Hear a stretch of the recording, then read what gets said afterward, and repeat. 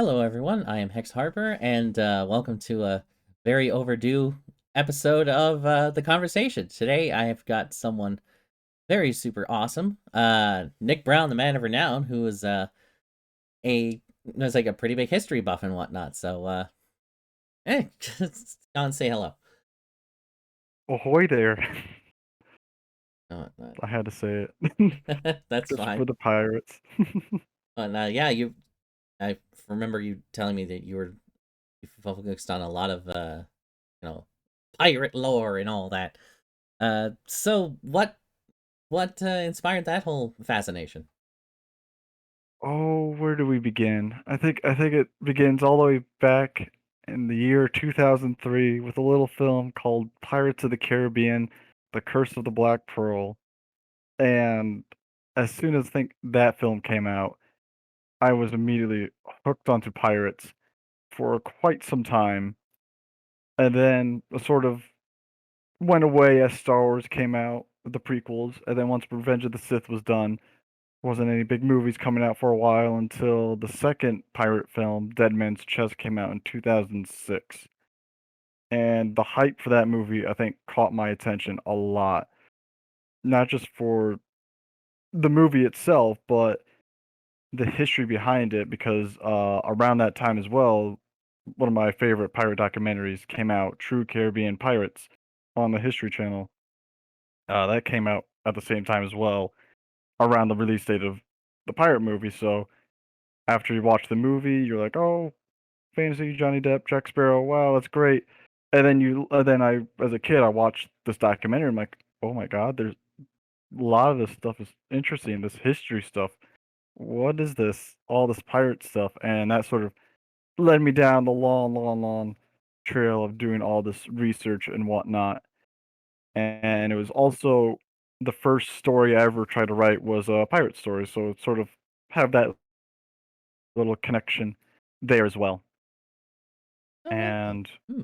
it's just sort of developed into what I am today, I suppose.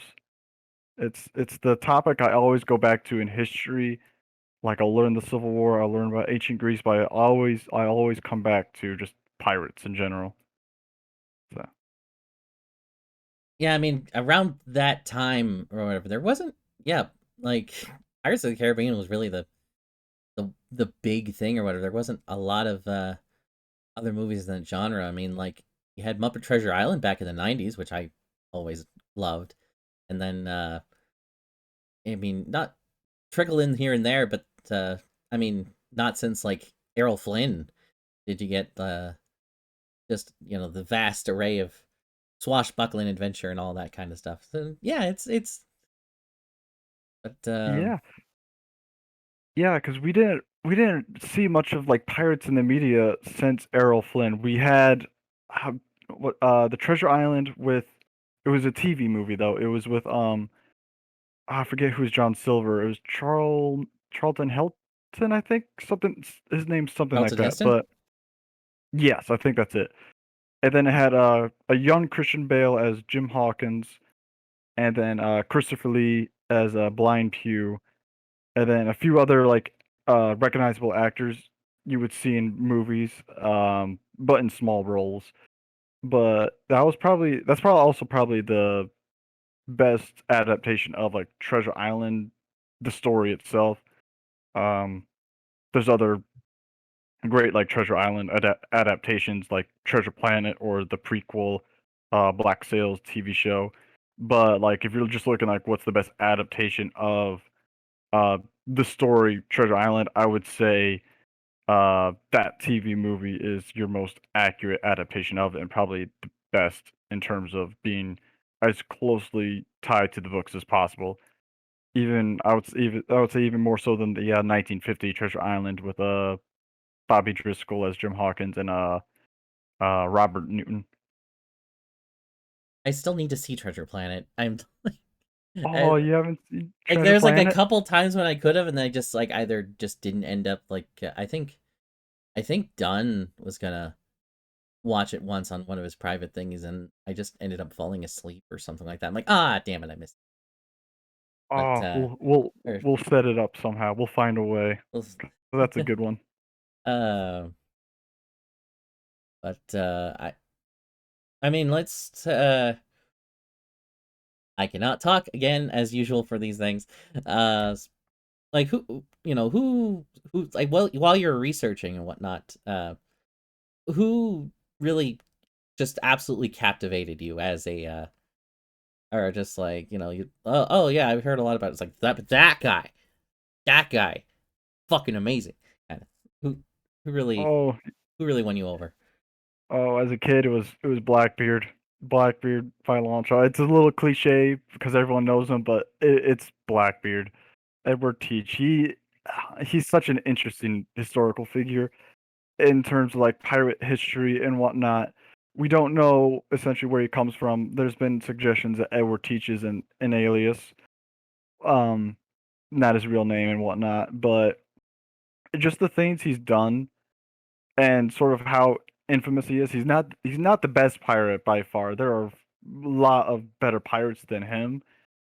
There's a lot worse pirates than him as well, but he's just the image of this man with a giant black beard yelling his head off coming at you scared a lot of merchantmen and the colonies into fear for a long long time. Well, I say a long time, like a few years, 1717 to 1718 when he raided. So about a year and a half was his, like, when he was captain.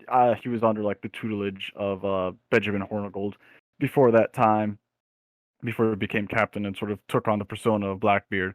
But a lot of the just some of the actions he did, I think, was what cemented his sort of place in pirate history. The blockade of Charlestown, which is something that other pirates have done before, but he's the one who got hostages of recognition at that time, and he had the most ships that blockaded Charlestown as well. And he got It's what like he nothing. wanted. Yeah, he got what he wanted, which was medicine for his crew, getting those venereal diseases in the Bahamas and all that. Um, yeah, and then he sent the hostages back stark naked for being a day late with that as well. So it's just that the fear he drove into the colonies, and sort of obviously how he perished as well in the um Yeah, didn't he basically yeah just get like stabbed and shot repeatedly, and he was still like taking down people and whatnot, and then they eventually just like cut off his head and uh yeah lost his body in the ocean. yeah that's I think that's one of the reasons why he becomes so famous, is just because his ending, how he dies, the whole battle of, and the whole thing leading up to it, how the governor of Virginia at the time, Alexander Spotswood, sent two parties, uh Lieutenant Maynard, in two sloops to go to Ocracoke Inlet, where Blackbeard had his new hideout after Nassau was taken over by Governor Woodes Rogers. And then he sent a man named, his last name was Brand, I believe, on land, who went to the Bath colony, into Governor Eden's own house. Brand, like, sort of put the governor under house arrest, sat next to a fire, put up a book, started reading, pour himself a little brandy and a flintlock pistol or musket right next to him as well, just waiting for Blackbeard to come in. But he was at a Orcacoke at the time, so Maynard was the one that got him. Mm. And the reason why that's interesting is just because that was a very illegal action that Spotswood did, because Blackbeard took the pardon and was under Governor Eden's protection. That was essentially an attack on the colony, and that store caused a lot of uproar. But with the death of Blackbeard, it sort of overshadowed that whole uh, illegal activity. But yeah, Maynard, the whole battle too was Maynard and his two sloops would come into Ocracoke Inlet. Blackbeard saw these two sloops coming in, and he wasn't really afraid of a fight at all. He had the image, obviously, that sort of put a lot of people at ease, but he's the guy that wanted to get away with it all, essentially. He didn't really want probably this infamous fame he has garnered, but he got it. So he got into his own ship, the Adventure. He already at that point. The Queen's Anne Revenge was scuttled and all that. But he got into the his little sloop, tried to get away from these two ships, but they caught up to him. They exchanged some cannon fire and whatnot. Uh, then they caught up to him, and at that point, I think the he how what was the quote? I'm trying to remember the quote. I think it was something like "Damn you villains! Who are you? And from whence you came? What from whence came you?" And then Maynard replied, "Hoist the colors." And then once the British colors went up, he's like, "You can see by our colors we are no pirates." And then Blackbeard famously called for a glass of rum, drank it down, and then yelled something to the effect of "Drink damnation to me and my men," saying he would give no quarter, nor or yeah, he would take no quarter, nor he would give no quarter, nor take any from you. And then at that point, they continued the fight. Maynard's two sloops ran aground, and that's when Blackbeard had the broadside that slew and wounded 21 of Maynard's men. And then at that point, the second sloop in Maynard's little company ran away, or sailed away, not ran away, but yeah, sailed away. And then when Blackbeard saw how many people were on the ground and bloodied, he ordered to like grapple alongside and then board the ship as well, because he only saw two men standing up, which was Maynard and the helmsman, I believe. But yeah, Maynard pretended to lose. Like he ordered some of his men to go down below decks and wait for his signal till the pirates jumped on alongside. And when they did, he ordered his men to come back up, and that's when the fight ensued. And they got the trap and sort of the upper hand on Blackbeard. Um, there are different accounts of how he sort of died, but usually everyone seems to agree on that. Yeah, Blackbeard and Maynard dueled. They had a little bit of a skirmish and a sword fight. Sometimes it starts off with they both fired pistols at point blank range. Blackbeard missed probably because the rum he drank before and the party as well he had the night before as well. While Maynard shot him, but strangely enough, that didn't really seem to slow him down much. And then they would duel, or another version is that they would duel first, and then Maynard's cutlass would break, then he would jump back and shoot. But either story, they duel. Maynard's cutlass breaks, and then a Scotsman, Highlander Scotsman with like his little broads. I say little. He had a broadsword with the basket hilt and everything, just to build an image in your mind. But he jumped behind Blackbeard and nicked his neck, which sort of ended the fight. And then Blackbeard looked at the Highlander, gave him a nod, and was like, "Well done, lad." And then supposedly the Highlander would reply, "If it be not well done, I'll do it better." And then he lopped off his head. Oh, Um, yeah. The other account from A General History of Pirates, which you got to take with a grain of salt, is that Blackbeard just expired suddenly from all the wounds he had sustained and just sort of died. Um, I like the Highlander jumping behind him. I think that one's the more accurate of the two. But unfortunately, Maynard wasn't very specific on how Blackbeard died, except that he engaged in a duel with Blackbeard. His cutlass broke when he hit the Blackbeard's little ammunition patch, and Blackbeard swung and broke the cutlass and cut some of the knuckles on Maynard or the fingers, not off, just a little cut on them. And then that was about it. And then the other thing he reported was Blackbeard had like 5 gunshot wounds and 20 sword cuts on him in that whole engagement before he died. And then they obviously cut off his head and put it on the bowsprit before they sailed back to Virginia. Then they took the head, put on a pike for a little bit. Then a bartender took it, encased it in silver, and dared anyone to drink from the head of Blackbeard. wow. But yeah, but no one talk. no, I say no. There's a lot of people forget that the fight wasn't over after that. Like even when Blackbeard died, everyone started to surrender, but one of Blackbeard's lieutenants, Black Caesar, he tried to blow up the Queen, not the Queen Anne's Revenge, the Blackbeard ship, the Adventure, tried to blow it all up with Maynard's crew along with them, but during that, before Blackbeard was decided to engage with Maynard, he was talking with a couple merchantmen to make some black mark dealings. I believe Odell, Samuel Odell, I believe was the merchant name, and two of his other uh, crew members who were aboard the ship. So when Black Caesar tried to blow them all up, the merchant was like, "No, thank you, I don't want to die."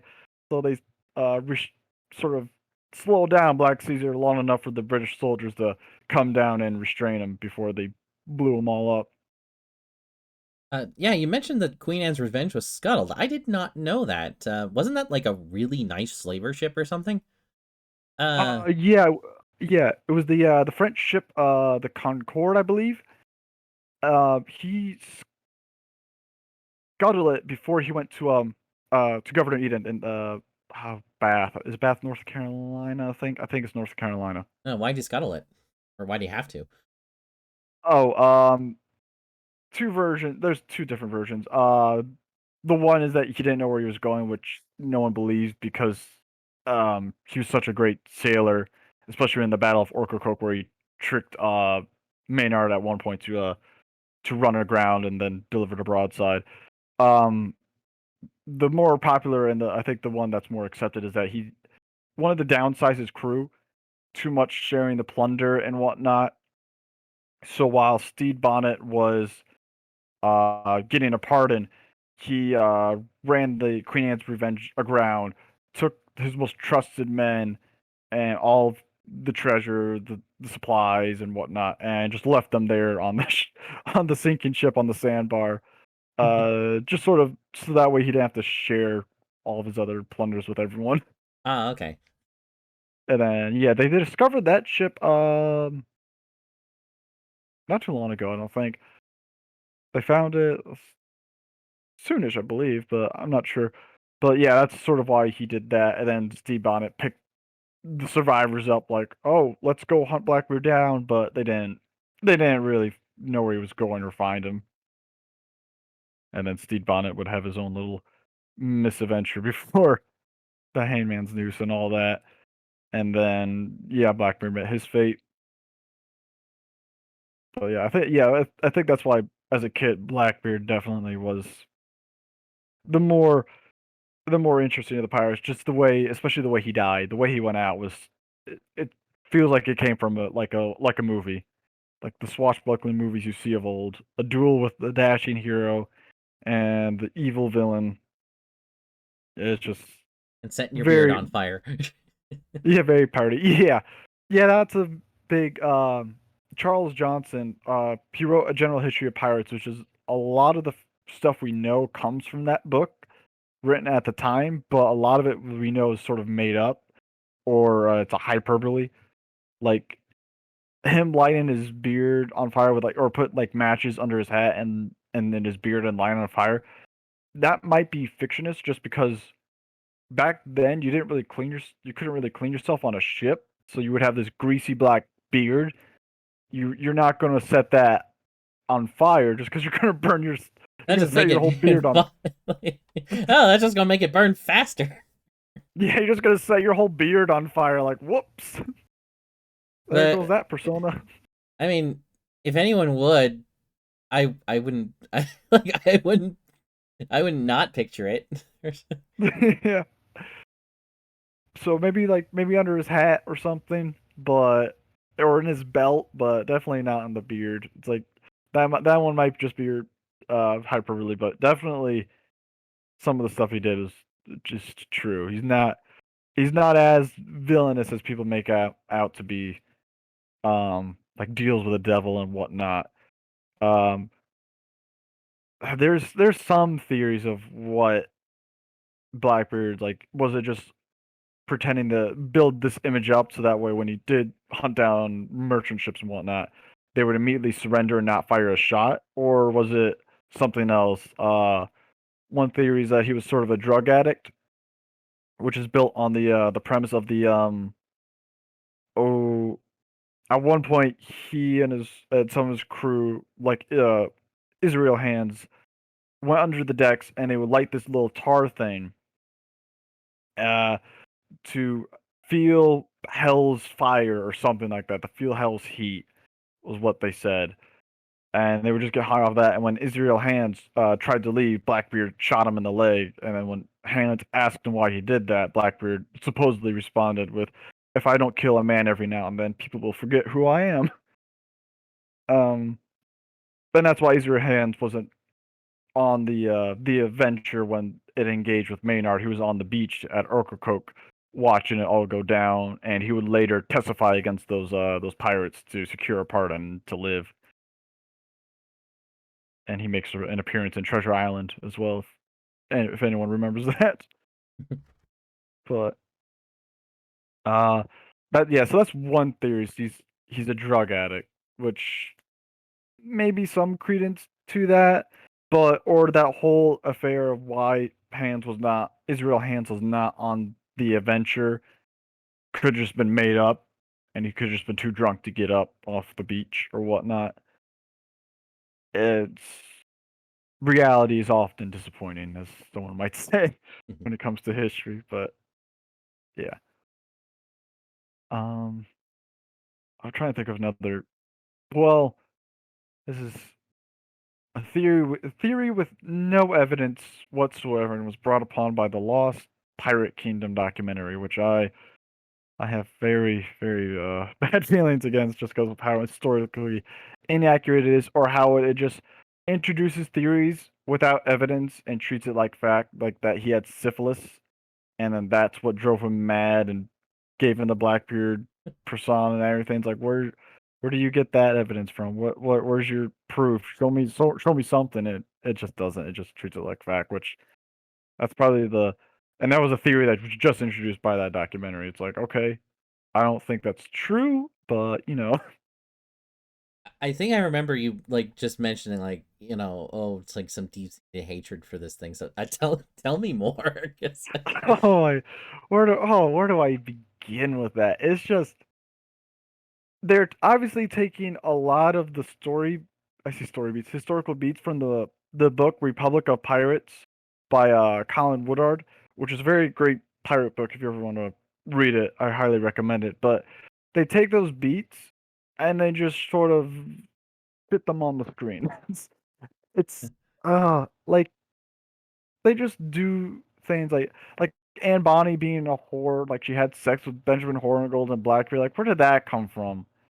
It, it's okay. it's it's just like that never happened in history. There's no evidence of that ever occurring.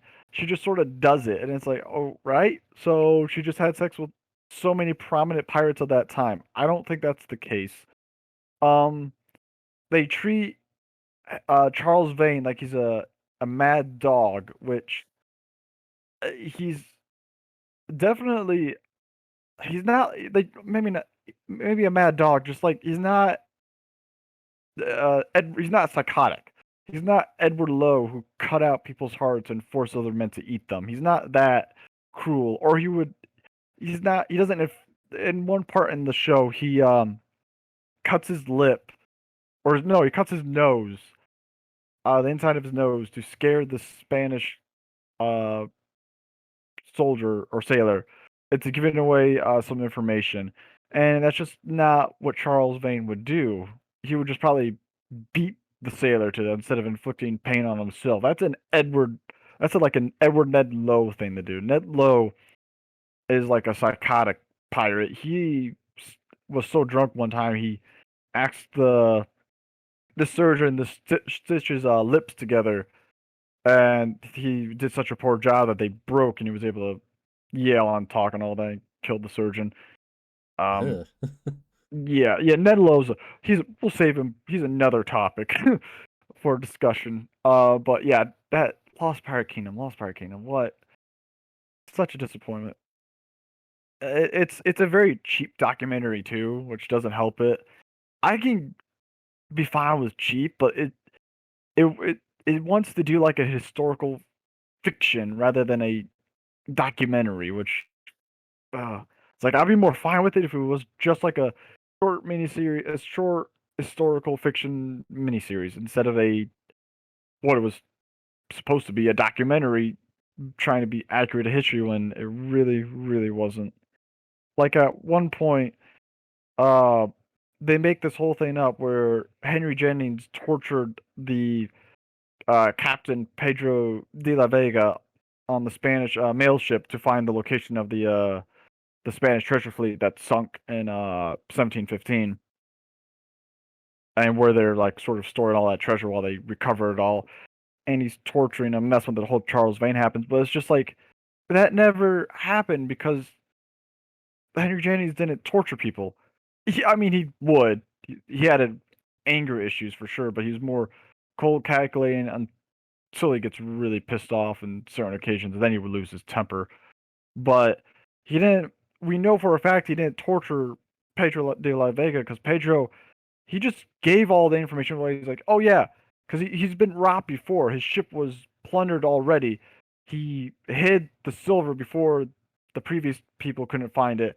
Henry Jennings couldn't find it, but he didn't torture him because he was just looking for the location of the treasure fleet, which he happily gave because it's like I got nothing to lose. Someone already took all my stuff. Here's the location. Oh, but he says took all the stuff. He still had silver hidden somewhere, but he just wanted them off his boat, so he just gave him the location. It was just things like that just sort of irk me when it's just not historically accurate, or they just forget things like Stede Bonnet. They introduce him, then just forget about him the entire time. It's just, and then some of the people they had to like reenact certain characters like Blackbeard. Like Blackbeard's should be the tallest pirate there. Instead, he's the shortest. That doesn't make much sense. Uh it's a big rant that I could go on for forever about like just especially like Woods Rogers, how they sort of make him look like an idiot, like Anne Bonny pulled a knife on him at one point. Like that never happened though. Did these two It's just people even meet? um yes. Well kind of. Historically Woods Rogers, Anne Bonny's husband, oh shoot, I It's forget like his name, but Calico something, right? no, Calico. no, no, no. Before him, before Calico, Oh, okay. uh, it was I think it was John something, but she married this guy. They moved to Nassau against the father's wishes. She married a sailor, this John dude. Moved to Nassau, and this John dude wasn't what she kind of wanted. He was kind of he was a snitch. He snitched on the pirates and the troublemakers when Rogers came in and all that, and they sort of had a falling out and whatnot. And then she fell in love with Calico Jack Rackham. And then when she and Jack Rackham uh, wanted to get married and wanted to have a divorce, she wanted to have a divorce with the guy who was a snitch on pirates. He declined, took it up to the governor, and Governor Woods Rogers was a very religious man at that point in time. And so he's like, "No, till death do you part. You uh, can't have a divorce, and if you try and do this thing again, you will be whipped." Well, I guess um, that'll be arranged. yep. And then Anne Bonny and Jack Rackham decided to go pirating or go back. Well, for Jack Rackham, it'd be going back to pirating because he took the pardon after marooning Charles Vane on an island and whatnot. But yeah, he came back, fell in love with Anne Bonny, or he might have fell in love with Anne Bonny beforehand. It's muddled. We don't know when that happened or occurred.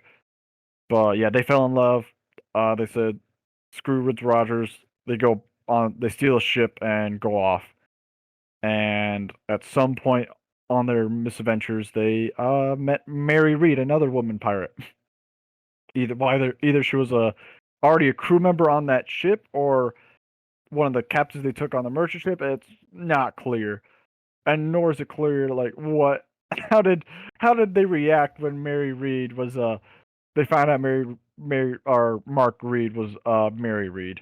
There's stories and fiction and whatnot, but it's just the funny things he like. I guess that's why I find a lot of this pirate stuff interesting. Is just because you get strange stories like that you never would think would actually occur, that would only be in the movies, and yet it happened in real life. Things like that I just find very, very fascinating. That does bring up another question though, of like, did that pardon actually work? Oh, the pardon Governor Woodes Rogers introduced? Yes.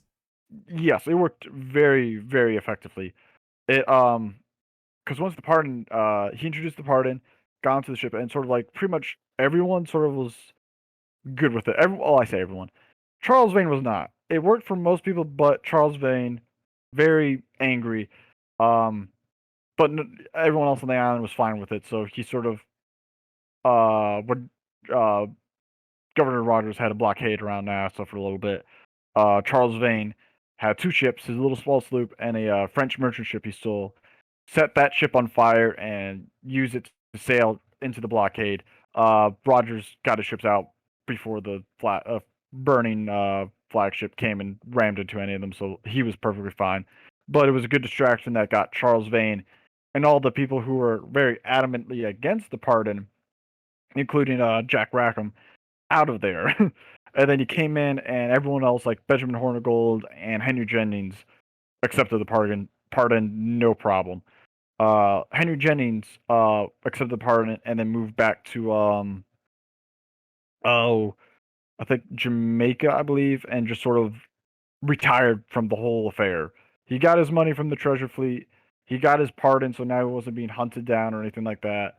So he retired from piracy and sort of lived on a plantation for the rest of his life in luxury. So he's the guy who probably made it out. Benjamin Hornigold became a pirate hunter for Woodes Rogers. So pretty much a lot of people would accept the pardon, but then some would just go back to being pirates. Like steep Essentially, on like, oh it, or sure, yeah, like yes, we'll take the pardon. Let's go back to pirating. Let's do it. And then Benjamin Hornigold, at one point when these pardoned people turned back to piracy, they went to find Charles Vane, and that's when Woodes Rogers had Benjamin Hornigold become a pirate hunter and go hunt down these men. He brought, and he was very successful at it. He brought some back. At one point, he brought, I believe, 9 people back. Um, Rogers hanged 8 of them, but before the ninth one was about to be hung, like all 9 were strung up. They're about to be hung, or about to be hanged, and then he said, "Let this kid go. He's from a good, reputable family. He's learned his lesson. He's pissing his pants. Bring him back." Um, give him. So they pardoned him, and he was like a very young, not kid, not like a John Keane on Sam Bellamy's ship, but like a teenager. But he was from apparently a good reputable family. So my assumption from that was he needed to make friends with people that could pay off those debts as being governor, because that would bite him back later. But yeah, then they hung 8 of the other 8 were hung before 2 of them were hung. One guy was like, "This governor, he's he's a very harsh one, but good." So he's like, gave him his respect, and then the other guy was like, "I promised I would not die with my shoes on." Kicks his shoes off to the eye. He's like, "There we go. No one can claim I was not a man of my word." Then he died. But after that, that sort of cemented his rule in Nassau, and the pirate nest was sort of eradicated at that point. There was like a rumbling for a insurrection, but no one joined in, and Rogers just had those people flogged and then let them go back out there. They learned their lessons. Like, he solved the problem with piracy, at least, just not the problem with his own debts and money. But yeah, it was a very effective pardon. Because even Blackbeard took the pardon. He just still did pirate activities, but with Governor Eden's little protection, sort of, just because go, he shared in the plunder. just go pirate against these guys. Don't touch the Exact. British. Like, screw the Spanish. They don't need their money. Yeah, that's exactly how it started too. It was, oh, the war is over, but we hate. Well, the war's over. We don't we don't have privateering commissions anymore. We can't go privateering anymore. We can't attack these ships. It's like, screw it. We hate the Spanish. We'll keep doing it. Because back then, back in the late 1600s, in the Buccaneering age, even when we weren't at war, the Buccaneers would go privateering and would still attack the Spanish and be rewarded for it. That was no longer a thing anymore by the 1715. That was a no. Like because back then people were like, oh, we could just do what they did. They'll accept it. At first, some like Lord Alexander, or no, Lord, was it Archibald Hamilton? I don't know. Oh man, name sometimes. The governor of Jamaica at that time, um, who sort of financed Henry Jennings' career into piracy. He was like the one guy. He's like one of the few governors who like supported it, but he got clapped in irons and sent back to London, and Peter Heywood would take his place as governor. It's just that was no longer being accepted or tolerated anymore. They wanted merchant or not merchant. Well, yeah, merchants to sell their goods. They wanted trade to flow once again. They were tired of all these wars with Spain that were reoccurring. It's like we need to end this like now. Let's try and bring this back up. So piracy was no longer being tolerated by that point, and Governor Eden was who supported Blackbeard just made mistakes. Like Blackbeard would still attack a British ship, and Eden would just look the other way, which is why Spotswood was so furious with the governor. He's like, "Screw it! I'm gonna essentially lead an attack against your colony and your rule. Deal with it." But yeah, at that point, piracy was no longer being tolerated. It was not like it was before during the age of the Buccaneers with Henry Morgan and Lawrence de Graaf. It was just no longer acceptable. I mean, there were some cases where it's like, oh, you can get amnesty, but you just gotta pay us a lot of money, which some pirates were not a big fan of. Are there any noteworthy pirates, like not from the around the Caribbean or whatever, it's like anywhere else in the world that you'd like? Oh, I really like this person, or any noteworthy uh tales of some elsewhere in the world? Oh yeah, John, I believe his name was John Paul Jones. He was a oh, well, I guess this is not golden age of piracy, but still, this is in America, sort of. Hmm. He was an American Revolution, part of the American Revolution, fighting for the Patriots. He was a privateer, but his significance was not that he fought in the Caribbean, not the Caribbean or the colonies. He took the fight to England. He would raid their merchants and raid their homes Oh wow. and scare the bejesus out of all of England. So it's sort of there. I think I wrote a paper about this last semester, was how the privateers and pirates and the American Revolution are the unsung heroes because they did a lot of stuff that sort of helped us win the war, such as bringing the war to uh to England. It's just they weren't never expecting it to happen. And then there was the at one point, um John Paul Jones, there was a big battle that happened near, I believe, Scotland or Ireland.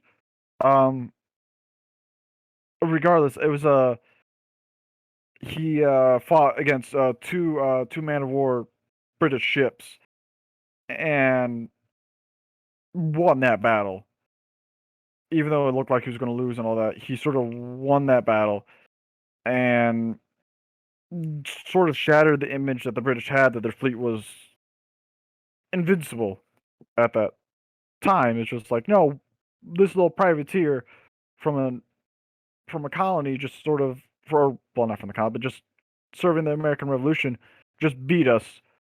Yeah, it just scared a lot of the British subjects into like, let's end the war with America. Let's cool it now. We're not winning. they're bringing the fight to us because Jean-Paul Jones also like raided some of the homes of the prominent uh landowners of that time, and they were just sort of scared, like please, or not scared, but like the newspapers would be very hyperbolic about John Paul Jones's attacks on these their homes and all that. So they're just so frightened that the war was now at their doorstep that it sort of helped end it.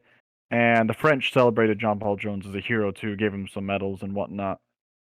Or maybe not medals, but they honored him greatly, while America sort of like ignored him for the most part. We sort of it's just something that's weird that the colonies sort of like we didn't forget him, but we just sort of like cast. I don't even say cast him aside. Just we didn't want to acknowledge the U.S. before the U.S. colonies. We didn't want to acknowledge how impactful the privateers and pirates were to our success in the American Revolution. Same with the Culper spy ring. We didn't really acknowledge it for a good long while, not until like quite recently did we start to like, yeah, we wouldn't have won unless it wasn't for these guys here and this here and this here and this event. We were, that's why I find that part interesting. Um, Um, especially in terms of American Revolution history. Oh, sorry. were the Culpers the same as the Skinners, or is that a different spy network or and counter spy network or something like that? I believe that was a different spy network because the Culper spy ring was Abraham Woodhull's spy ring, I believe. At least that's the more well known one. From what I recall. Cause yeah, that one. I'm trying to think. I believe yeah, because I think this was the Skinner one with oh I don't remember.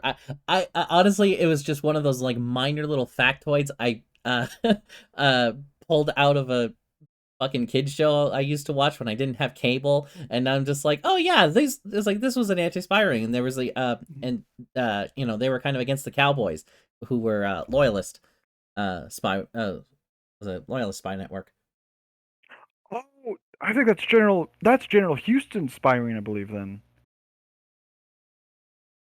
Oh, okay.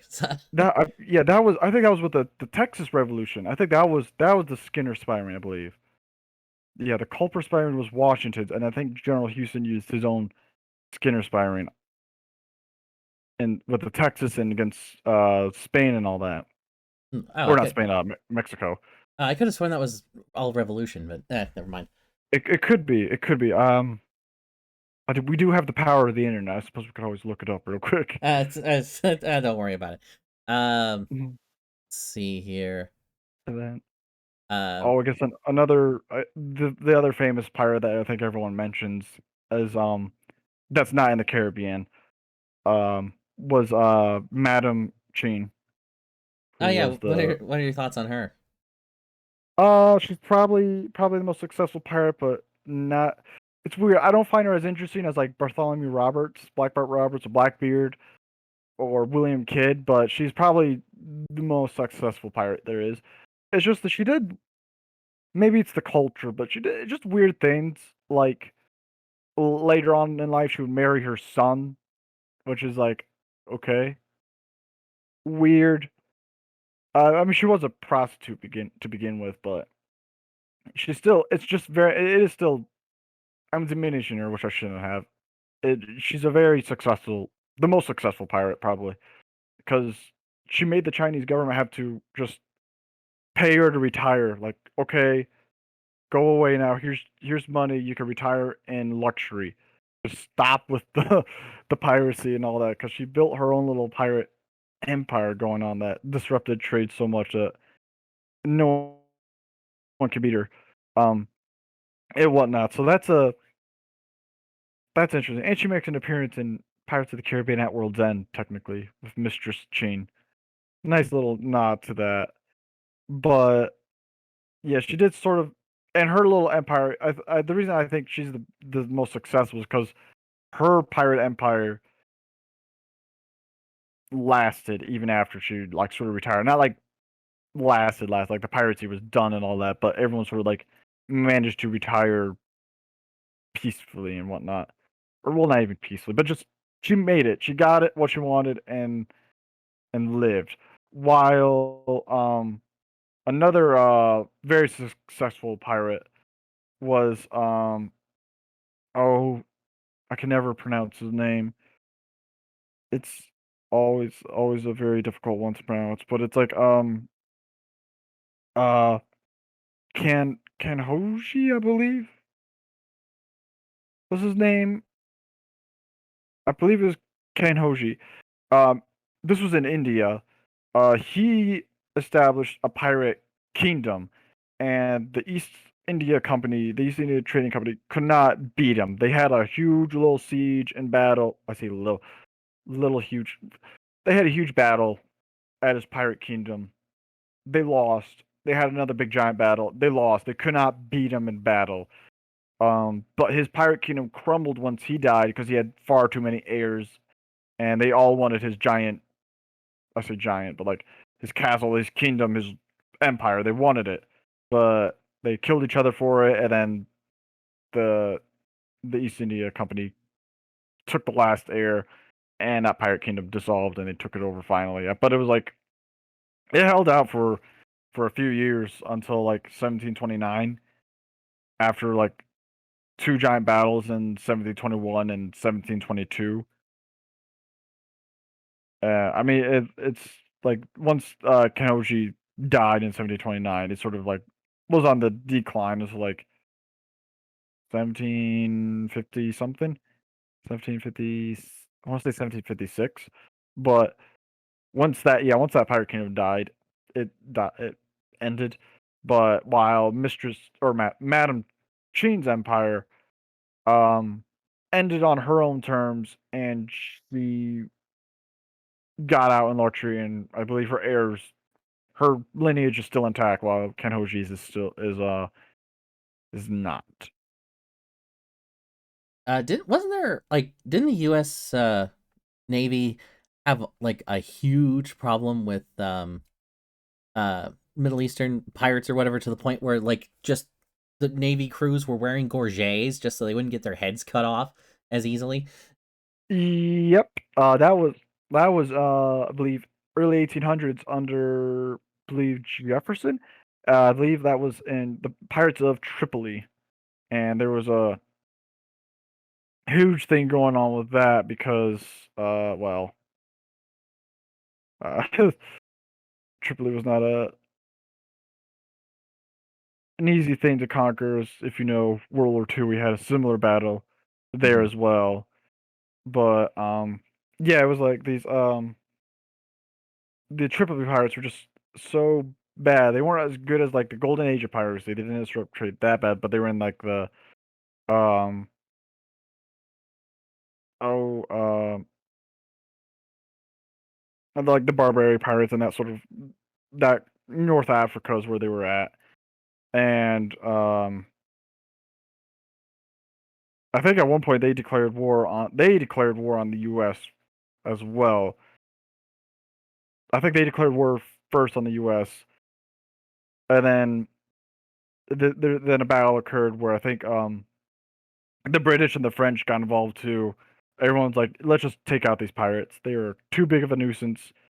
Uh, They're Jefferson really didn't want to pay violent. them anymore. Yeah, it's just it got bad because they would get hostage, and like you said, they would chop off their heads, and that's why they wore the gorbets, so it would make it a little bit harder for them. But it got really bad with all the hostages and all that, that we just went to war with them and sort of made them submit. And then um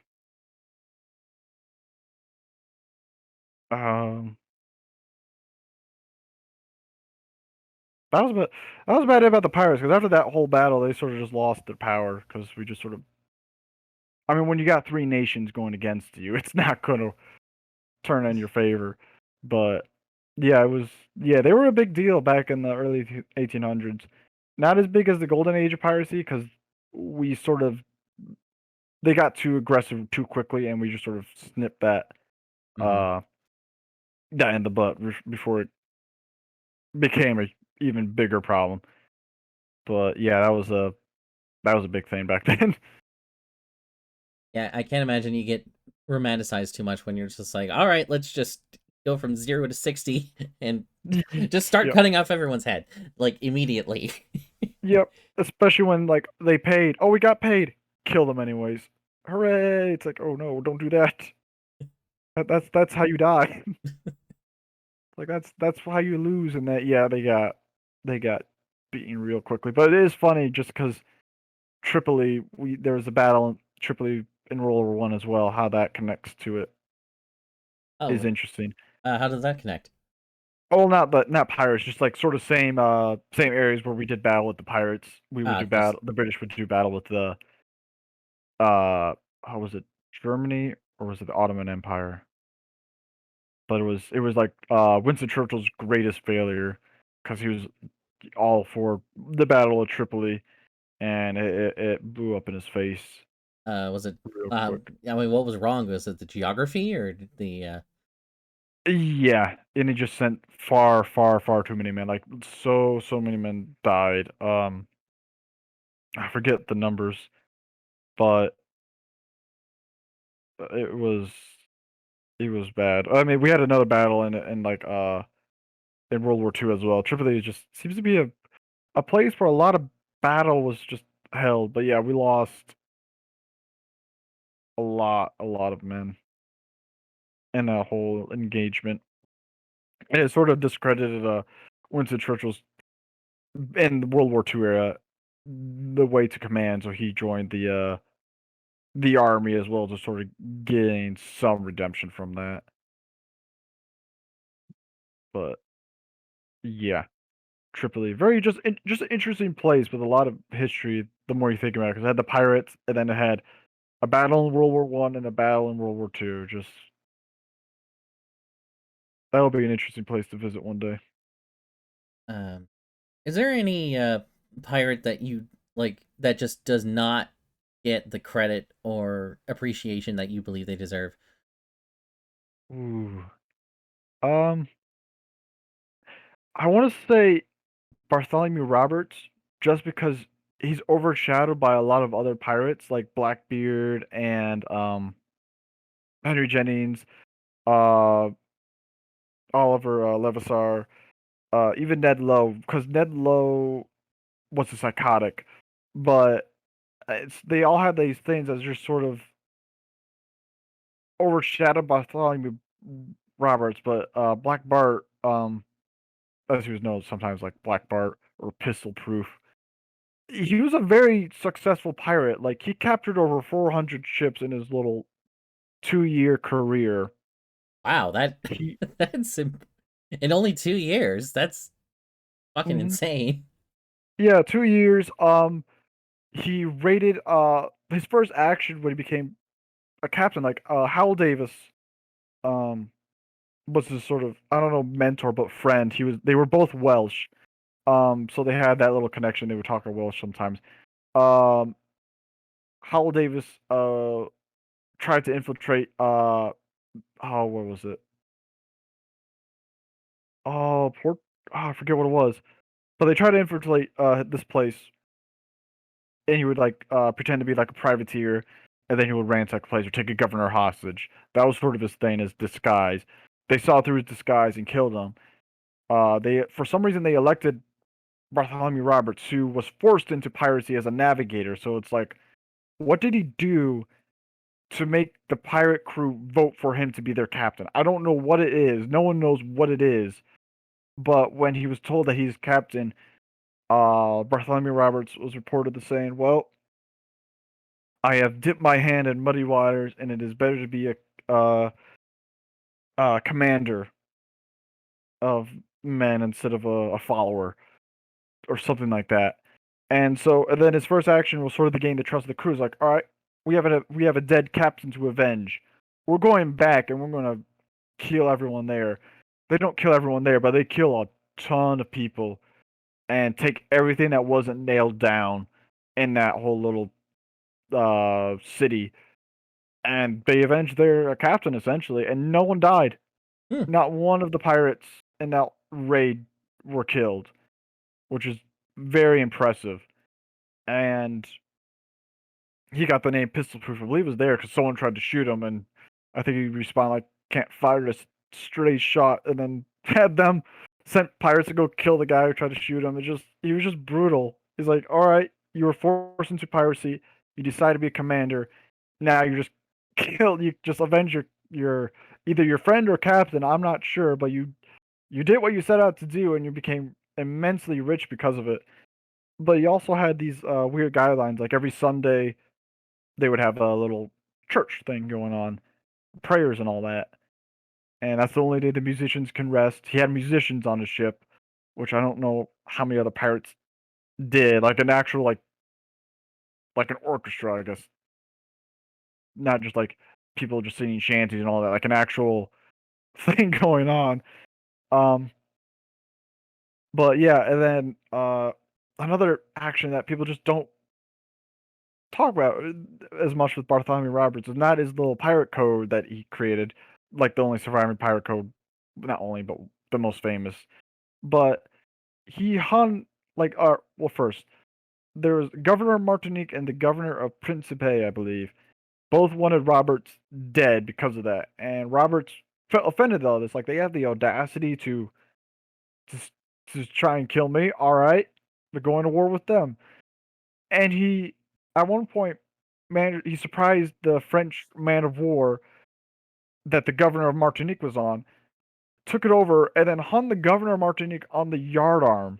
It just, I felt the man deserved it just because he had the audacity to say he was to try and hunt him down and kill him, or send people to hunt him down and kill him. It's just, this is what you get. And his most famous skull is not skull.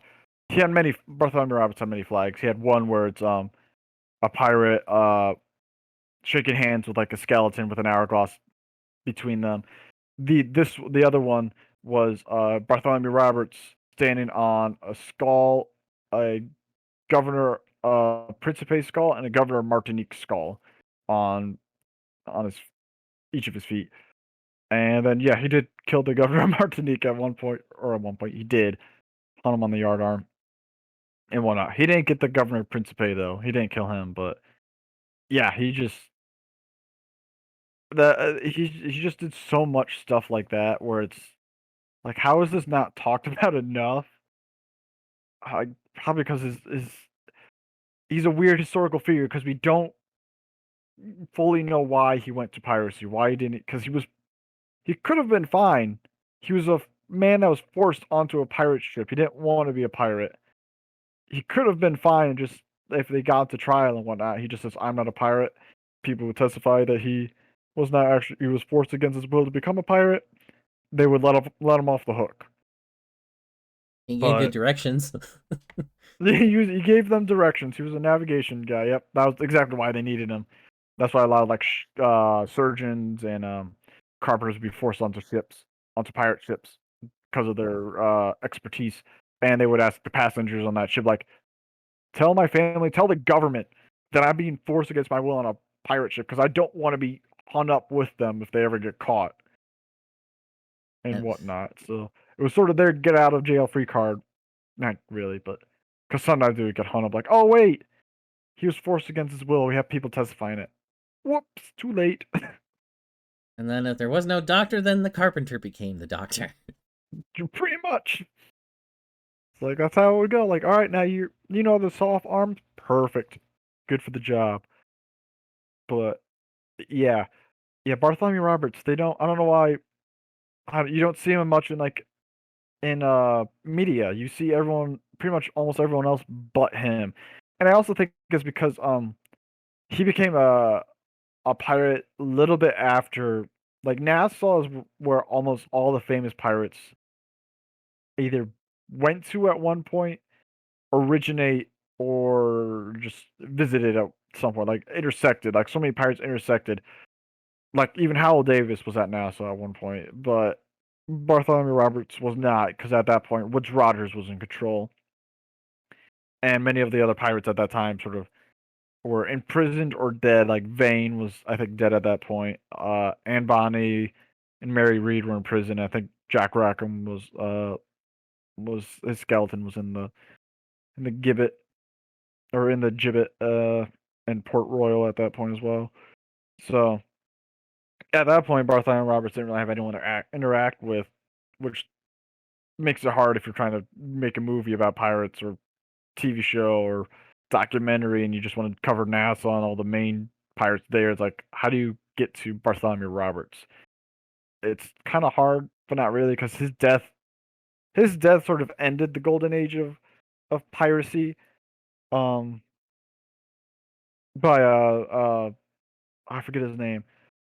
Charlon Ogle, I believe, was the one who it was a British man of war that went to go fight Bartholomew Roberts. Bartholomew Roberts, they just took their greatest prize, the Neptune, which was had alcohol in it.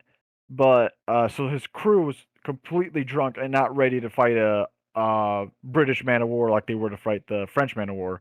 Oh dear. The only one that wasn't drunk was Bartholomew Roberts because he was a teetotaler. He doesn't drink. He's, he doesn't drink alcohol or anything. Just very strange pirate and character. But everyone else was drunk, so they weren't ready for a fight. So when the British were about to launch a broadside, everyone else was getting down, and he was just standing on the other side, like, "All right, come on, kill me, do it." Can't do it. So thundering sky. It was rain. There's a storm happening, not like a big one, but just a little light one.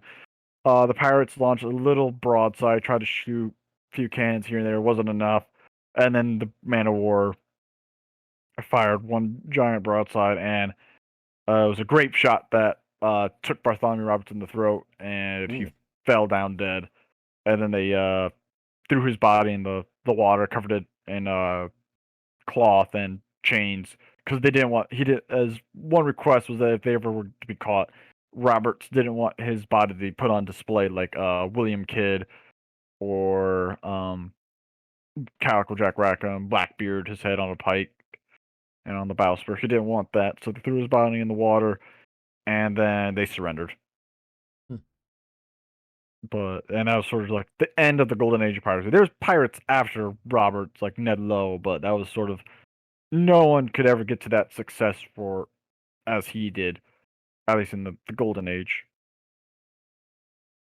I heard or read a couple articles or whatever that Taika Waititi's doing a pilot for a HBO series loosely based off of Steve Bonnet. Interesting. Whatnot. It's supposed to be Um. some kind of comedy. It's like, Steve Oh. Bonnet had like no reason to be a pirate whatsoever. Yeah, he did not. He just he didn't like his wife nagging him. Is the theory, or he just sort of had a mental illness. I think it Midlife. was just yeah. I just yeah, it seems like midlife crisis, whatnot. I think so. I think he didn't like his wife because I think after the death of their firstborn son, he had other children, but it seemed like they weren't happy together after the death of their firstborn infant son. And maybe he held a grudge against her, or she held a grudge against him for some reason, even though it was probably neither of their faults. And But he just had a midlife crisis or wanted to venture something. that's piling up And too. yeah, he bought his own ship and set sail. So that'll be an interesting one. But I'm not a big fan of well, I've only seen like Thor Ragnarok, so I'm not a big fan of that movie. So Taiki Waititi doing a Steve Bonnet show, I'm like, maybe. But I don't want the comedy to undercut the drama like it did in Thor Ragnarok, because like take it somewhat seriously, because there's a lot of serious stuff that happened with Bonnet, and I don't want that to be undercut by like a Marvel joke. I hate that. Mm, I hate the Marvel humor a lot, but yeah. okay, unless it's like Guardians, unless it's like that's your I guess your movie, but I don't know, just I mean, I haven't seen much of the Marvel movies. I've seen like the first Iron Man, both Guardians movies, Ant-Man, Doctor Strange, and Thor Ragnarok, and that was really about it. And I hadn't I hadn't caught up with all the rest of them and whatnot. So I'm like, I don't know how I feel about Thor Ragnarok because I haven't seen the other two yet. And yeah, the first two Thor movies weren't very good. I'm just not a big.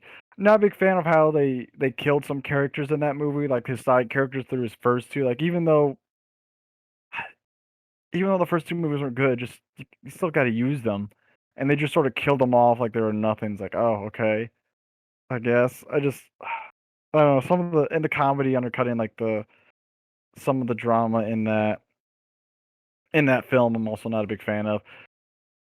I don't know. I'm also worried like what will the director do for Steve Bonnet, because you got room to make your own story with, but what will you put in there? Like, what's the reason Steve Bonnet left, and how historically accurate will you be to that? Because like I like it when stuff is historically accurate. I'm not ashamed to admit it. I prefer it when it's historically accurate, but uh, I'm just worried they'll don't make. You can make fun of Steve Bonnet, just don't make fun of him too much. I guess is my worry. It's because he has done serious stuff. Like when he was captured or about to be captured, they tried to blow up. He also tried to blow up a ship when Colonel Rhett tried to board. They failed, but he also, I don't know. He's a weird person. Like sometimes he's a bumbling fool, but sometimes he's very smart. It's a weird dichotomy because he escaped from the prison at one point, and they recaptured him, of course. But then like a whole mob tried to break him out again as well. It's like he must have done something right that captured the love of the crowd, that they tried to rescue him from the hangman's noose and petitioned to the governor and to the king to give him a pardon and set him free. I mean, if So you get the gentleman pirate as your moniker, then yeah, they had to do something relatively nice and whatnot. Like, excuse me, do you mind if we just take your plunder? yeah, he would even pay some of them to keep the secret that they took some of the plunder. He was a weird man. He paid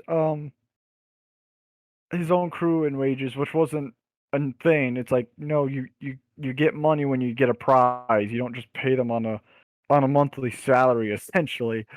Um, or then you would pay the crew to not tell them that he was Steve Bonnet. Use his fake name, Yeah, that was a but postpardon, and after they, Blackbeard took all of his shit. yeah, yeah. Viper took all the stuff and then it's like, oh, okay. Well, I got the pardon. Let's go privateering, and then that didn't work. So then he just turned back to piracy. And then his undoing wasn't even his own fault. Colonel Rhett went down to hunt Charles Vane because Charles Vane was reported to be in the area that Steve Bonnet lined up in. Like Charles Vane left, Steve Bonnet went in. Um, then Colonel Rhett came in, and then it's like, oh, it's a pirate fight, and then they had a big fight. Well, we got Or they someone. not big. They had a battle. It was a pretty big battle too. Like Steve Bonnet almost got away. That's where I'm like, he's the gentleman pirate, but there's parts of him that was clever. So he wasn't always a bumbling fool like he's portrayed in like Assassin's Creed Black Flag. Like definitely at the start a bumbling fool. Definitely throughout the rest of his life that doesn't escape him. But he did learn a few things. Let's not forget that he did learn a few things here and there. But yeah, I'm also reading. I haven't finished it yet, but I'm reading like the life and trials of the gentleman pirate Major Stede Bonnet by Jeremy Moss. And it's pretty good so far, and it's just some reading some things about that. It's interesting, especially like his relationship with Blackbeard's. Like, how far did that go? Was it like a mentor relationship, or was it just like I'm using you until I don't need you anymore? Which I think the latter is the case. But yeah, a lot of just I guess that's also why I'm intrigued by pirates is each pirate is very, very different than the next. Like the gentleman Stede Bonnet is very different than Edward England, even though they were both like Edward England was also like a gentleman. He was very humane. He didn't like to torture people. Um, he got one captain drunk so much that to settle disputes so that way no one had to fight and die. He was that kind of dude. but his humanity sort of, or him being a humane pirate sort of was his undoing because they marooned him and whatnot. But yeah, just very very different than Stede Bonnet, who was like a book, who read books and all that. He kept his own bookshelves and bookcases.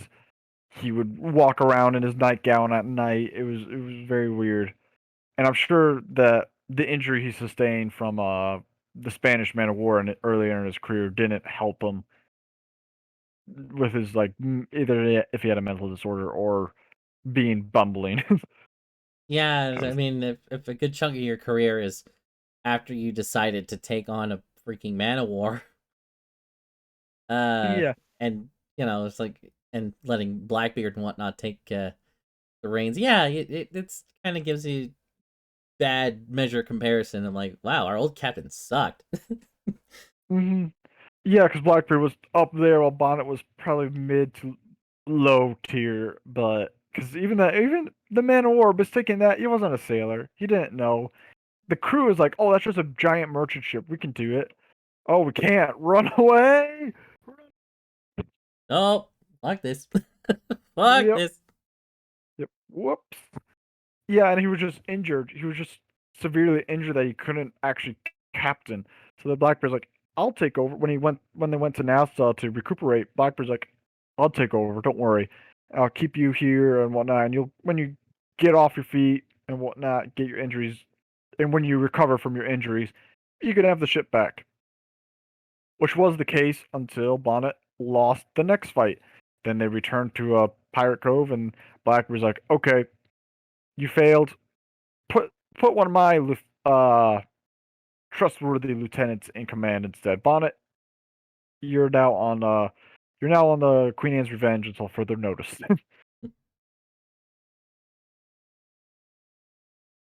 And then yeah,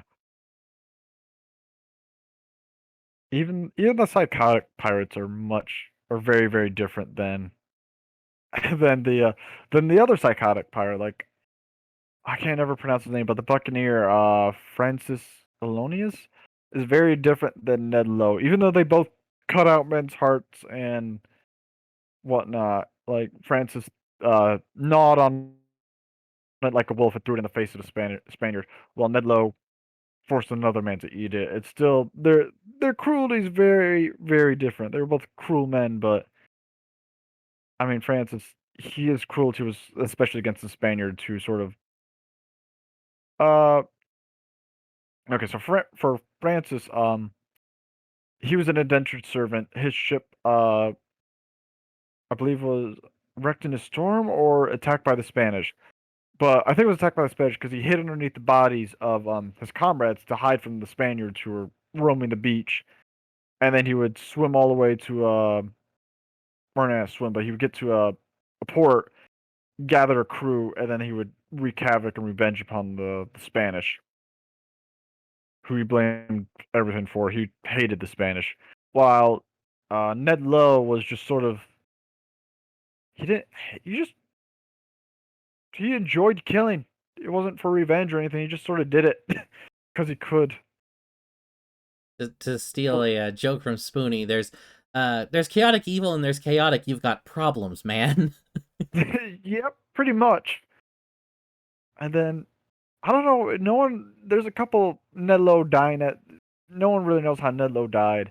Some say he perished at sea. Others say he French uh found him and hung him, but there's no like trial documents of that. So that's where I'm like, I don't think that happened either. While Francis, we know for sure.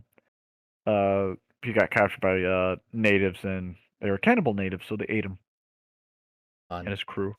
Yep. So yeah, not a fun way to go, but it's definitely a unique way in the sense that it makes learning more about buccaneers and pirates and history that much more interesting because like, oh wow, your ending is completely different than that pirate's ending too, because a lot of pirates would perish in very distinct ways, like Samuel Bellamy dying in a storm, Blackbeard how he died in that huge fight, and then there's the usual ones just being strung up by the neck till you're dead. I forget, was Redbeard a real pirate or was he just fictitious? I don't remember. Yeah, Redbeard is a fictitious pirate. He's a Okay, never mind. Scooby Doo.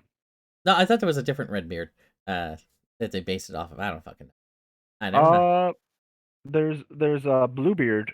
Not, but he's also he's not real. Bluebeard is fictitious Yeah. as well.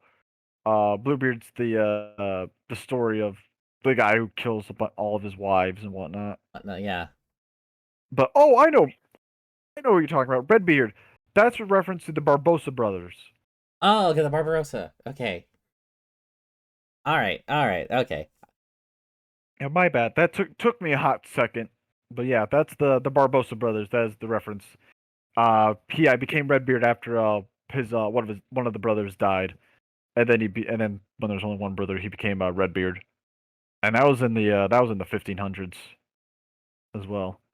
Like, okay, So that so was I wasn't crazy. I'm like, I could have sworn. Like, yeah, yeah. No, don't worry. You are not crazy. You are completely right. I forgot about him. That was my bad entirely. I was just so many pirates that you get confused once in a while. it's Yeah, like, because I'm sorry. and I'm just trying to think of just like, okay, right, best it's fake pirate, like from any kind of other random story or something like that. Not so any favorites in the realm of fiction like Long John Silver or Oh. that Scooby Doo pirate or Yeah, Redbeard. Oh my goodness. Oh man. Gold Roger or anyone from One Piece. Oh, I have not seen One Piece, so I'm not sure. I haven't That I haven't yeah. watched it either, but yeah, there's a lot of content, and I'm not sure if I want to go through it. It's still going on, and I'm just like, It's they haven't found the One Piece, the treasure. I'm not into that, man. Like I it's like a beginning, middle, and end to my stories. That's just too long. it's supposed to be getting close to the end, from what I've heard and whatnot. And there's at least like 100 volumes of the manga. Uh, Oh wow. and if yeah, I've always kind of joked with people because that like they said like, oh, I left my entire treasure in one piece, where I'd like to think of what happened was he just like took all of his like any weapons or artifacts or whatever, uh completely encased his entire collection of stuff in one big gold brick and encrusted that with jewels. So it's like yeah, it's all in one piece. Good luck trying to get it out, you jack. That that'd be pretty funny. Um, the only thing I know about that One Piece show, as well, I know not much, but like I know the guy you're talking about who put all of his treasure in one piece. That is based on Oliver Levisar, uh, known as Laboose or the Vulture, Oh really? who yeah, when he was about to be hung, um he hid all of his treasure. They didn't know where his treasure was. So and he threw a cryptogram into the crowd and he's like, whoever can solve the puzzle, go find it.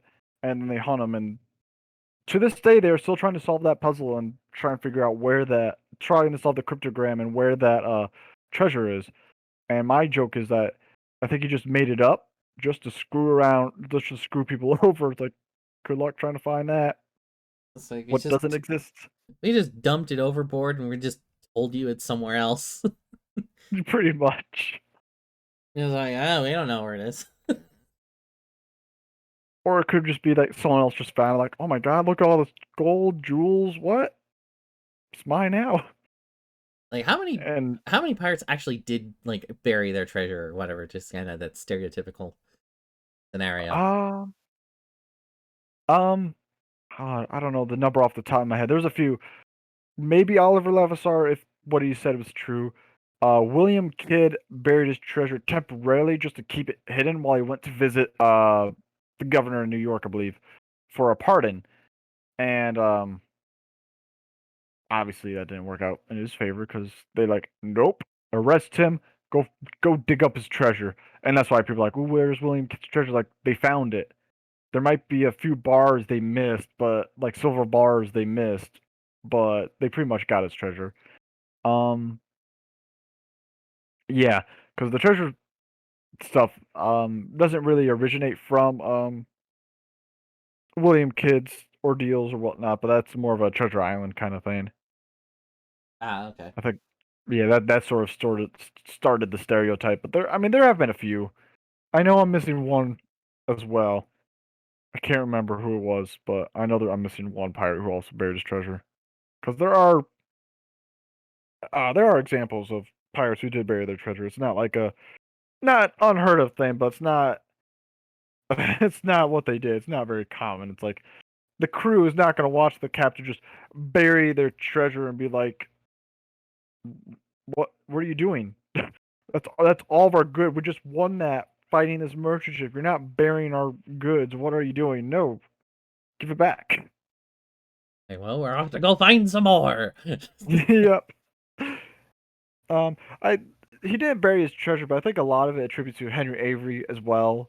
Where did he go? He just disappeared. Where is his treasure and whatnot? Is the pirate kingdom real? Not really. Not the way we think of it. It was kind of a rinky-dink place in Madagascar, with just huts and whatnot. Wasn't actually a pirate kingdom that's hidden away or whatnot. But Now I yeah, I just think. sorry. Now Oh, I just you're good. imagined like, someone that gets like they rob a merchant ship, they get a whole a whole bunch of stuff and whatnot, and he's just like, oh, I'm gonna go bury my treasure, and it's all like perishable goods like spices. Yep. Like imagine Spices. if someone did that. It's like, yeah, this is a lot of money and whatnot, but I think you're Yep. doing it wrong. Yeah, spices, silks, linens. Like, all right, bury it all. Wait, what? No, no, no, no, no, no. I don't think that's what you do. Oh, he just buried it. Well, there goes our fortune. Well, Okay. all right. Let's schedule the mutiny for tomorrow night. Okay. Yep. Well, we're gonna vote you out. Probably today. See you at the vote. Cause yeah, they would pirates would they're kind of democratic. They would vote.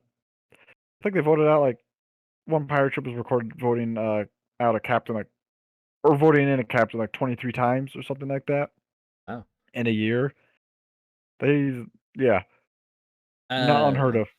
I remember there was a video by CGB Grey talking about how like if they uh like they board your ship and whatnot, and they'll actually like put the captain of the whoever they're robbing on tribunal and let all the crewmen air their grievances and whatnot, and or something like that. How did that happen often or? Oh yeah, cause well a lot of especially on merchant ships back then, what drove a lot of people to piracy was the merchant captains. They were cruel. They could be really really cruel. Um, this one merchant captain abused a squire so much, or not a squire, but like a cabin boy, to the point he died. He would beat him relentlessly, much to the crew's dismay, but they couldn't do anything about it. Otherwise, they would be flogged as well.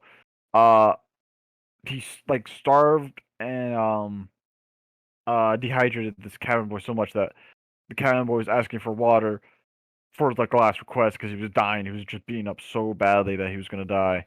And then the captain of the merchant ship was like, "I'll go get you a glass of water." He pissed in it and gave it to the cabin boy who died. And it just, uh, thankfully, I think they threw that merchant. They when they docked, they petitioned against the merchant captain. And he was arrested, thankfully. But it's just like things like that was, Wow, that's fucked up.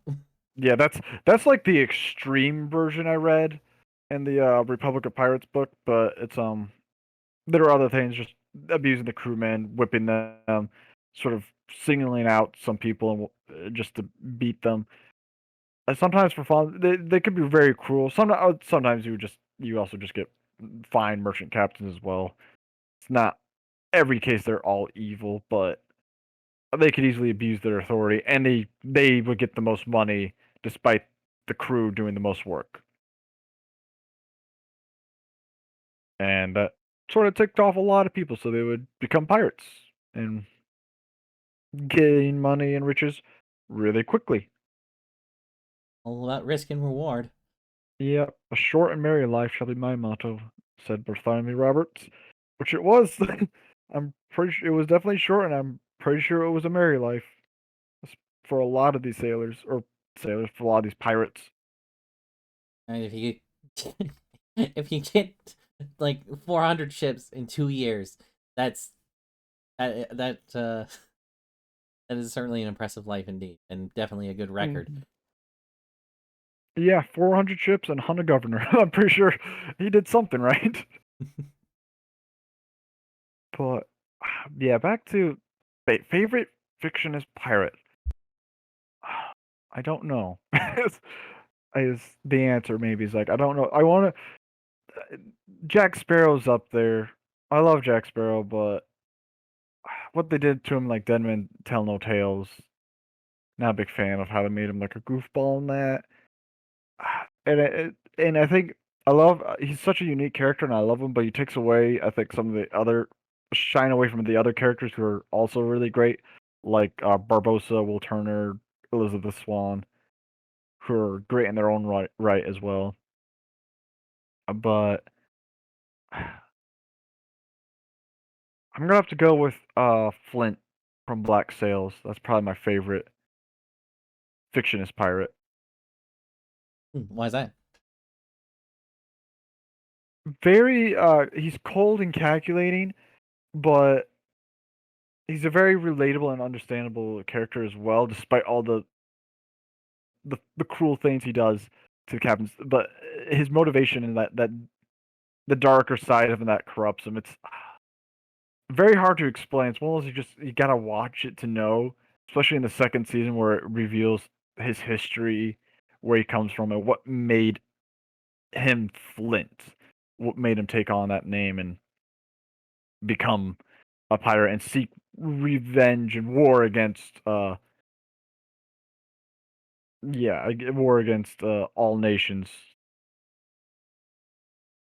It's, I don't know. It's I'm trying to think of other ways to describe him. Just he's just very, and he's also just very fun to watch on screen too. Because he always has a plan going on in his head, and Black Sails is more gritty rather than like Pirates of the Caribbean where swashbuckling adventure. This one's more of a gritty adventure because it's also adapting a lot of history as well. It has many historical pirates, and it probably has the most accurate depiction of Blackbeard you'll see in media so far. Who is he played by? Ray Stevenson. Oh, okay. Don't know who that is off the top of my head. All Oh, right. what was Ray Stevenson in? He was in the Thor Ragnarok movie for like one split second before he got killed by Helga. Um, he was in uh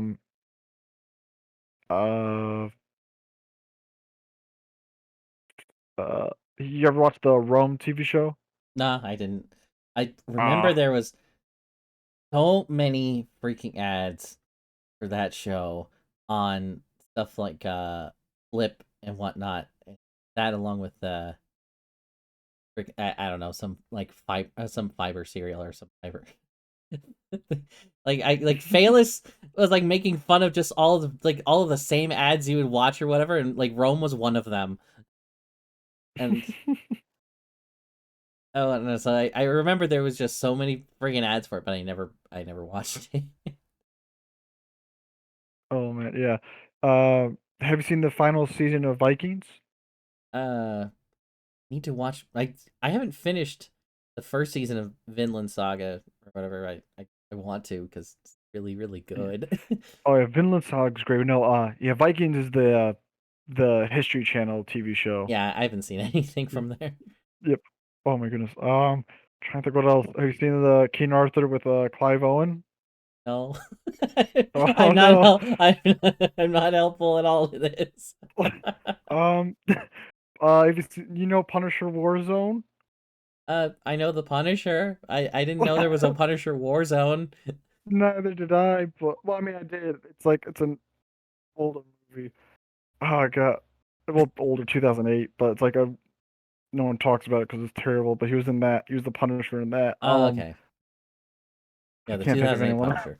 Okay. He he's in a lot of small roles too, but yeah, he's a very good Blackbird. He's the probably the most accurate Blackbird so far. Oh, Maybe I I'll was talking about show you. Flint, and I was Oh, talking about Flint. Flint. Who I was talking about Flint, like Oh, who was playing Flint, not Blackbeard. I'm sorry. oh no. Wow, that was that just made me Well, way the fuck off. I'm sorry. yeah, whoops. No, you're all good. Flint. He's played by Toby Stevens. Oh, okay. Probably another actor. Do you know him? No, not still no, but it's like okay. I was totally going off on the. I didn't mean to have you go off on the completely wrong person. No, no, you're good. Now I'm trying to think of what Toby Stevens is in. You've seen James Bond movie Die Another Day? Yes. He's the villain in that. Okay. All right. All right. He's the Because guy. Yeah, he had the huge sword fight with uh that James Bond actor, if it's, Pierce yeah, Bronson. Pierce Brosnan, yeah. He had the big old. Yeah, he had the laser satellite, didn't Yeah, he wanted like to. he? Icarus. Yep.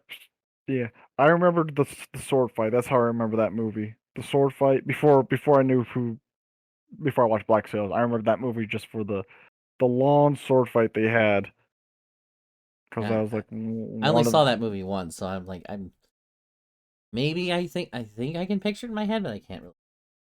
it's not a movie you want to rewatch. It's not very. It's one of the terrible James Bond movies.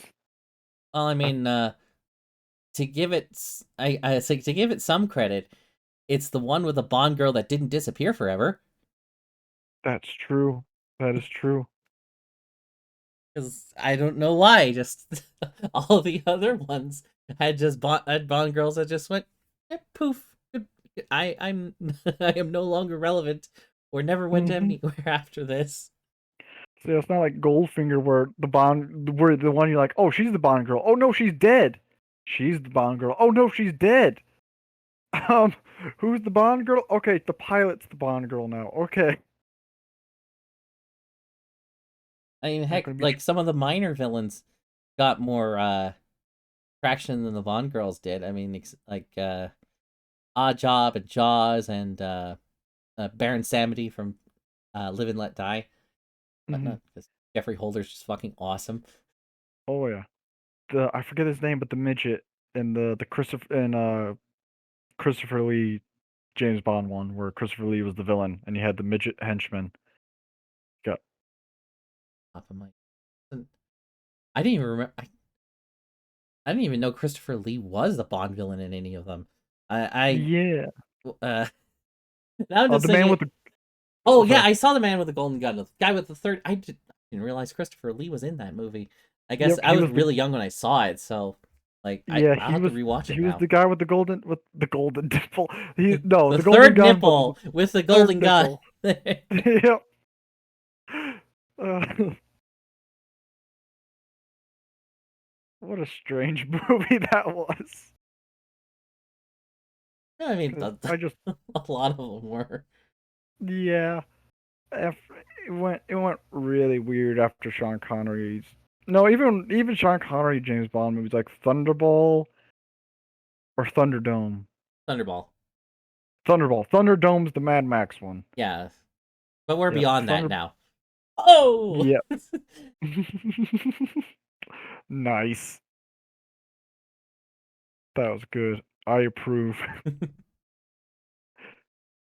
uh, I'm just trying to remember all the ones. I remember seeing Die Another Day. GoldenEye was a great one, especially the fucking N64 game. Uh, Oh yeah. And Sean Bean was a great villain in that. Casino Royale was, Which I didn't see the sequels after that. It was the um Casino Royale was the first Daniel Craig one. oh the Daniel okay, there's two Casino Royales. I just want to make sure which one, the Yeah, spoof or I the hated the spoof. It was just yep. so fucking boring. Yeah. I just completely lost myself after. I think I even like, yeah, I think I even fell asleep a little bit. It's like, but it's like this was just was not anything. I It I was just terrible. I could I not I just stand that movie. yeah, I couldn't get into it. I think I watched it through the end, but I was so tempted just to turn it off at one point. I'm like, what am I doing? Yeah, What am I doing? But yeah, the Casino Royale one is good because that with Mads Mikkelsen, that one's good. Quantum of Solace, the next Daniel Craig one was terrible.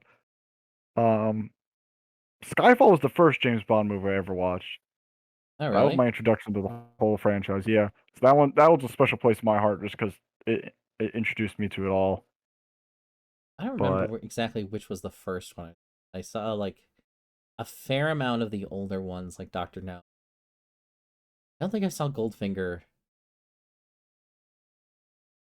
On Her Majesty's Secret Service, I remember that one. Live and Let Die. That's actually I think that was actually kind of my favorite. mm, I haven't watched that one yet. I need to watch that one. That one's I enjoy that one. I know it has an awesome theme music. Live and let die. Uh, Bow. mm, Live and let. Anyway, yeah. uh, um. Then I wasn't a big fan of the Timothy Dalton ones. I think he was only in the one. It was, I thought it was two or maybe because it was two. I think it was no. I know I liked the first Timothy Dalton one. The license I think it was License to Kill was the first one because I liked that one because that one had no, switch that. It was The Living Daylights. I really liked the first Timothy Dalton one because that one had Jonathan Rhys Davis in it. That one I really enjoyed. It was the License to Kill one that I did not like because that one was just bizarre. That one was just your friend's dead, you're dead, now your friend's dead again. Everyone's just dying. It's like who's this? And just I didn't know what the plot was. It was bizarre. Fun to watch with friends because it's like what? Because you're just like what the fuck is happening? But yeah, Spy Who I Loved really Me. like Yeah, the. that was it. That was another one I saw. I I couldn't. Oh yeah, Yeah, I couldn't remember for like what. I was like, I've only seen like each one of them like once or twice or something like that, and it's like really blanking out. I'm like, which ones have I seen? yep. I need to watch The Spy Who Loved Me. I was told that was a really good one, so I need to watch that one. Yeah, I think it's like if it got spoofed in an Austin Powers title, yeah, those were definitely good ones like Goldfinger and I Love Me. Hmm. I Goldmember was that was just a weird Austin Powers. Yeah, a weird ending to the whole trilogy, but it Uh, was fun watching as a kid. and I liked the end of that movie where it was Tom Cruise as Austin Powers and they had all the weird actors and all that. That was uh, pretty funny. I think there was like I think the working title for like a fourth one was For Your Thighs Only That's a good one. and whatnot, but that never happened. Yeah, let's leave it be now. Leave it be. Oh yeah, it's We don't need another franchise to bite the dust. or just get senselessly resurrected just for it to suck. Yeah, what's the Rich Evans quote? How does it feel to live to see all your favorite franchises go down in flames? It feels great.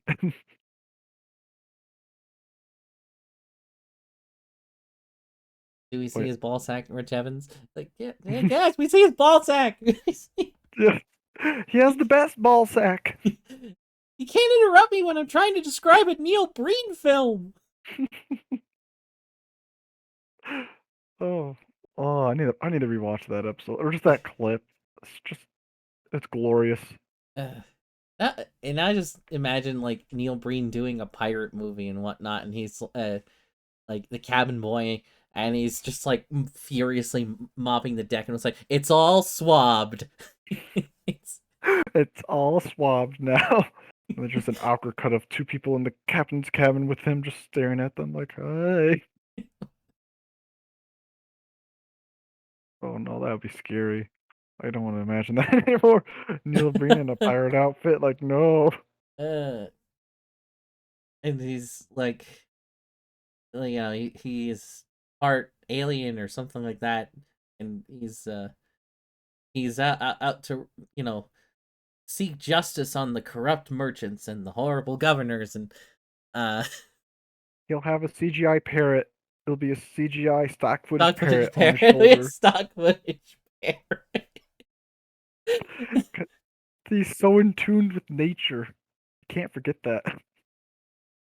and And he'll and, probably and one of the crew has like this super flimsy plastic hook for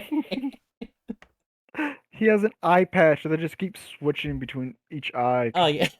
there's no continuity in Neil Breen. oh, that'd I be can even imagine like a fake. They'll have like a green screen, like or not green screen, but like they'll put a. He probably can't afford one of those like the green screens you put on your feet or whatever to pretend like you have a peg leg. I didn't know that He there wouldn't be was able. a way to do that kind Well, of I thing. think that's a recent way to do it. I'm not sure how they fake like pig legs and all that back then. But I know recently, I remember seeing was I think it was like Walking Dead where they just put on like a little shoe of green screen thing on it and they just CGI out. But it would be terrible CGI, so it'd just be a guy hopping around and you'll just see that he's just lifting his leg up in the air. It's like, no, your foot's right there. What were you doing?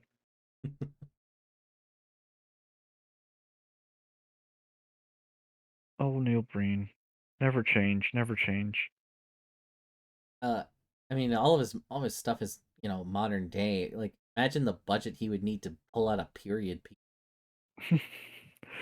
It would either just be all outside or it would just be indoors in like a theater or something where everything's dark and you can't see what's happening. Like, yeah, no, like you'd have like stock footage pirate ship or whatever, stock footage coastal town, and like most of it would be out in the Nevada desert, saying that you're like looking for buried treasure, or doing something along those lines. Just so you're like, it's an island. Yes, Oh, it's a desert island. it's a desert island. Oh no, the CGI explosions on the coastal town. They'll do it too. Or on the ship.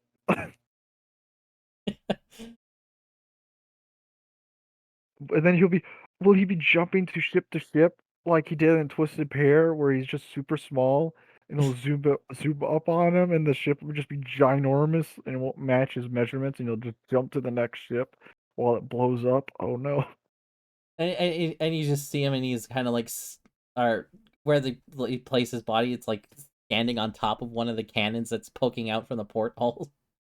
he's standing on top of a stock footage character, and he just doesn't know.